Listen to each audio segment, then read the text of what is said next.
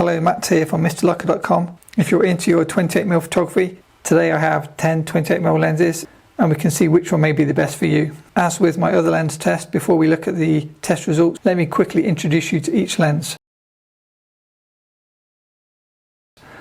So first we have the Leica Summicron M 28mm f2 spherical. This is Leica M mount and rangefinder focused with a close focus distance of 0.7 meters. Next we have the Voigtlander Ultron 28mm f2 version 1, again with a close focus distance of 0.7 meters, and this one has a screw-in lens hood design. Next we have the Nikon 28mm f2.8 AIS lens. Because this is an SLR lens, this will focus to 0.2 meters. So that's obviously a lot more useful in terms of creativity. Next we have the Nikkor 28mm f2.8 AI lens. So this is the older lens. This one has a close focus distance of 0.3 meters. Next, another Nikon lens. This is the Nikkor E-Series budget lens, 28mm f2.8. Very lightweight, very plasticky feeling. Close focus distance, 0.3 meters. And then across the bottom, this is a really compact lens. This is an SLR lens again.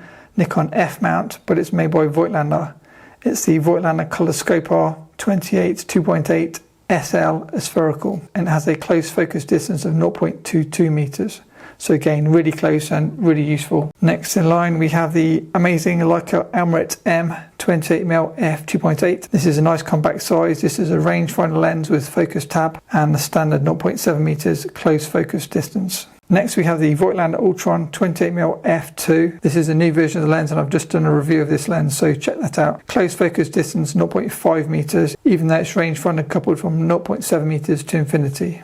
If you love tiny, small, beautiful lenses, you cannot get much better than the Canon 28mm f2.8 Leica screw mount lens. This is a rangefinder coupled lens and the oldest lens in the test, and has a close focus distance of 1 meter. And finally, for completeness, for any of you Leica SL shooters, this is an APS-C crop sensor body lens. It's an 18mm lens, which gives you the equivalent to 28mm on a Leica CL camera. Very lightweight and autofocus, so the only autofocus one on the test. Just to make it clearer, we've got 4 Leica M mount lenses, 1 LTM mount lens, 1 L mount lens for the Leica CL or Leica TL. You can use it on a full frame camera like the Leica SL, but you'll only get half the megapixels because it's a crop sensor lens, and then 4 SLR lenses for Nikon F mount. So those are SLR lenses, autofocus, and then these 5 are rangefinder coupled lenses. Let's now jump into Lightroom and we can look at the test photos shot with my Leica SL on a tripod. So in Nikon F mount, we've got the Voigtlander 28 2.8, the Nikkor 28 2.8 AIS, the Nikkor 28 2.8 Pre-AI, and the Nikkor 28 2.8 E-Series. So first of all, I've got all the lenses at f2, so let's see how they compare with bokeh and sharpness. On the left we've got the Nikkor Pre-AI, on the right we've got the E-Series. Bokeh looks reasonably similar at first glance, maybe slightly more fall off on the E-Series. If we zoom in for center sharpness, so on the left the Pre-AI, on the right the E-Series. I'm trying to rule out which is the best so we can kind of get through them quicker. So straight away you can see the Pre-AI is sharper than the E-Series, which is probably what you'd expect because obviously E-Series is the budget series. So we'll take the Pre-AI through to the second round, as we call it. So now we've got AEI on the left, AIS on the right. I think the fall off's reasonably similar, bokeh looks reasonably similar. As always, you can make up your own minds. If we zoom in for center sharpness and kind of 3D pop, maybe slightly better contrast on the AI. And then what about center sharpness? If we zoom right in, so the AIS is clearly a lot sharper, relatively sharper, you can see the number detail, than the AI. So best so far is the AIS of the 3 Nikkor 28mm lenses. So I'll take that through now against the Voigtlander. So Voigtlander SL on the left, AIS Nikkor on the right. Again, very similar bokeh, very similar fall off, maybe slightly less on the Voigtlander perhaps. Maybe better 3D pop and slightly bluer on the Voigtlander versus the Nikon colours. We zoom in for center sharpness, who is going to be the king for Nikon F mount? The answer is, it's very close actually. I'm looking at the numbers and the detail here. It's really close. Maybe a slight edge to the Voigtlander. If you just look above, the bokeh is very similar. So I'd say wide open, the best is either the Voigtlander or the AIS. I'd probably go for the Voigtlander, but they are very similar. So here are the two lenses now at 5.6. Again, they both look very sharp, but maybe stop down, the Nikkor could be slightly sharper. To me, this is maybe popping in a little bit more. If I zoom out a little bit, both very good at 5.6. So I think this has still got more 3D pop, the SL, but both super sharp at 5.6. So either of those lenses are excellent. If we just see how the other two lenses compare at 5.6 for completeness. Okay, pre-AI on the left and E-Series on the right. Now what you can clearly probably see is when you swap a lens down, it doesn't matter what lens you use. In most cases, you can normally get a pretty good image. So that even the E-Series here, look, you've got nice sharp details, and I have got sharp details on the E-Series before, so I know in real world situations this lens is more than adequate. And I would say the E-Series is potentially better than the AI in this example. So to summarise, I would say first place perhaps the Voigtlander SL, second place Nikkor 28 AIS, third place pre-AI, fourth place E-Series. So that's Nikon F mount. And then for fellow Leica shooters, I've got the 28 Voigtlander F2, the new version. I've got the Leica 28 Elmarit. I've got the Canon 28 LTM version, and I've got the Leica TL 80mm, which gives you a 28mm equivalent if you shoot it on a Leica CL body.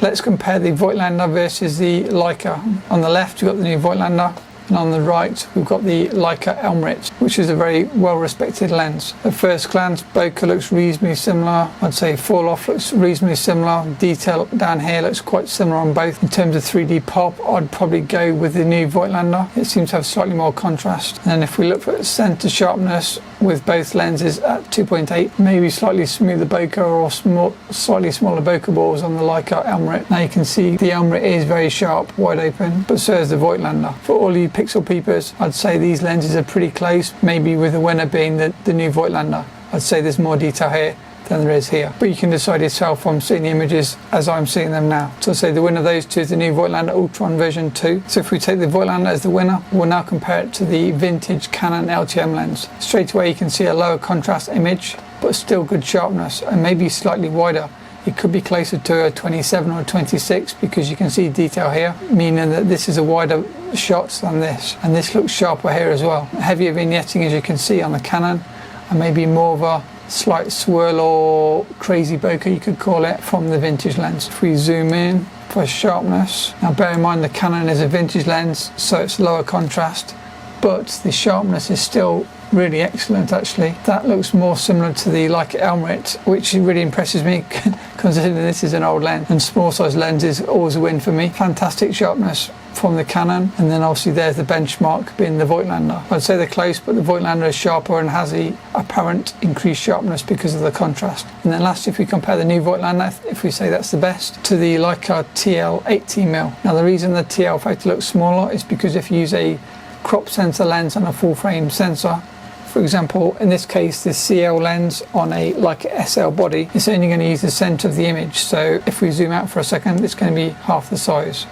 See the difference? This is an APS-C lens on a full frame sensor. But all I'm really interested in is the center sharpness. So with a full frame lens on a full frame sensor, you get nice shallow depth of field. But with a crop lens on a full frame sensor, you have a much deeper depth of field. So the bokeh looks nothing special. If we can try and see sharpness side by side, it's not going to be as easy to compare with the different sizes. You can see that the TL 80mm lens is super duper sharp because of the increased depth of field. From my experience, this is a really, really sharp lens. If you're a CL shooter or a TL shooter, I would highly recommend the 80mm if sharpness is your thing. Again, great contrast, the same as on the modern Voigtlander. And then the CL lens also has the benefit of being autofocus. So in terms of overall sharpness, I'd say the new Voigtlander Ultron 28mm f2 version 2 is the winner, with the Leica TL 80mm being extremely sharp if you don't mind a crop sensor lens. And so to decide who actually gets the crown as best 28mm lens, we can compare the new Voigtlander 28 f2 on the left and the Voigtlander 28 f2.8 SL Nikon F mount lens here on the right. Maybe slightly more fall off on the SL lens, which you'd expect because this is wide open and this is stops down one stop. If we compare center sharpness, who is king? That is the question. Wow. Now you can make up your own mind.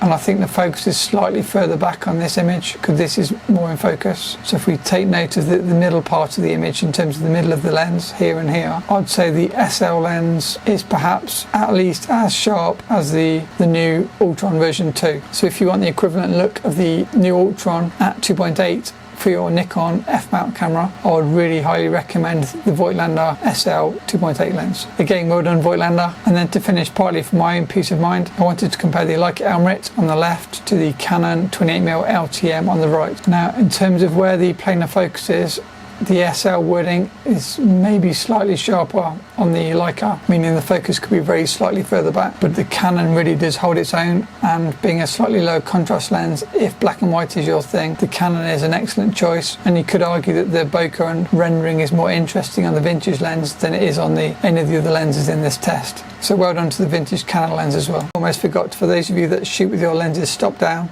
here are the lenses at 5.6. So I'm just going to do the new Voigtlander 28 f2 on the left at 5.6 and the Leica Elmarit 2.8 at 5.6 on the right. Edge detail looks reasonably similar on both lenses, maybe slightly more fall off from the Elmarit. And then for center sharpness and 3D pop, I'd say the Voigtlander's got a better 3D pop, probably helped by the much better contrast, whether you are losing a better contrast here on the center of the Elmarit lens. If we zoom right in, as you'd probably expect, both images are very sharp at 5.6, and you still have a nice foreground background separation. So say at 5.6 it's close in terms of the sharpness, but the apparent sharpness is better on the Voigtlander because of the better contrast. And then because the Elmarit is shown as a lower contrast lens, I'll compare the Elmarit to the Canon, both lenses at 5.6. We'll just back up for a second. The Canon is very slightly wider than 28mm because you can see more in the frame, as you can see here, and very slightly more vignetting, but I don't mind that. 3D pop now is potentially, I'd say, better on the Canon, but do note the lighting has changed in the background. So that's maybe an unfair advantage to the Canon. Flatter lighting on the Leica one here. If we zoom in for 3D pop, to my eyes the Canon is better. They're similar. The Canon is also a slightly warmer colour, by the way. Leica's more neutral or blue, however you want to look at it. I'd say the sharpness on both lenses is very good. And if we zoom in for extreme detail, I'd say the Canon is as good as the Elmarit in this very limited controlled test. But I'm really impressed with the Canon here, so I'm really happy I did this test. Okay, let's go back to the studio. We'll do a quick roundup.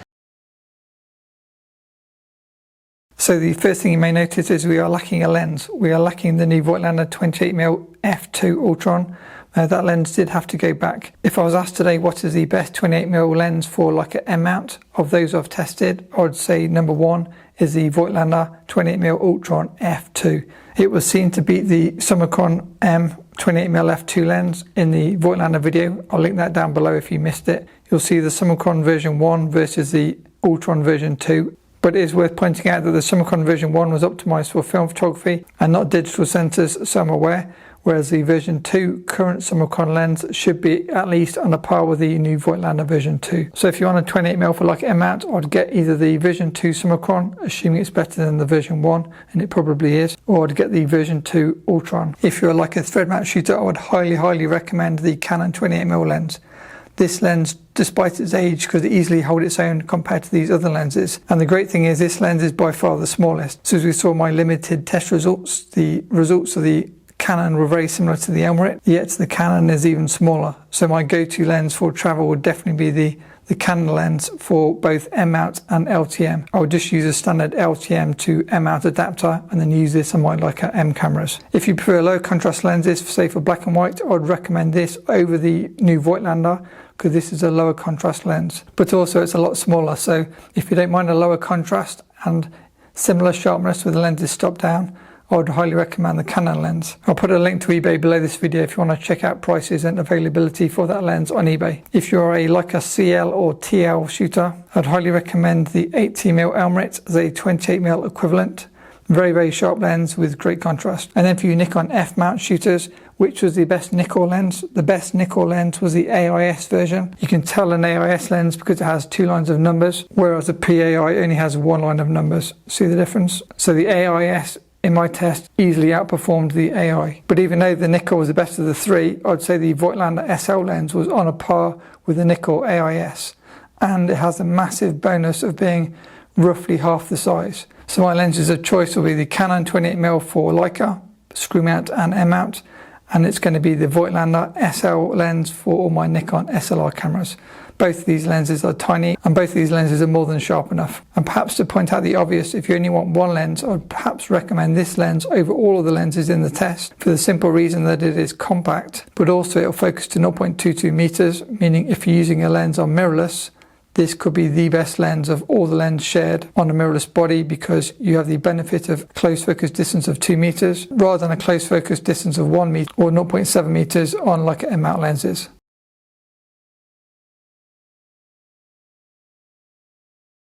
In terms of lens weights and prices, I won't include everything here to try to make the video a bit shorter. So the TL lens is the lightest, one of the most expensive and very small. I'd need to check, but I'd say the most expensive is either the Elmarit or the Summicron M 28mm.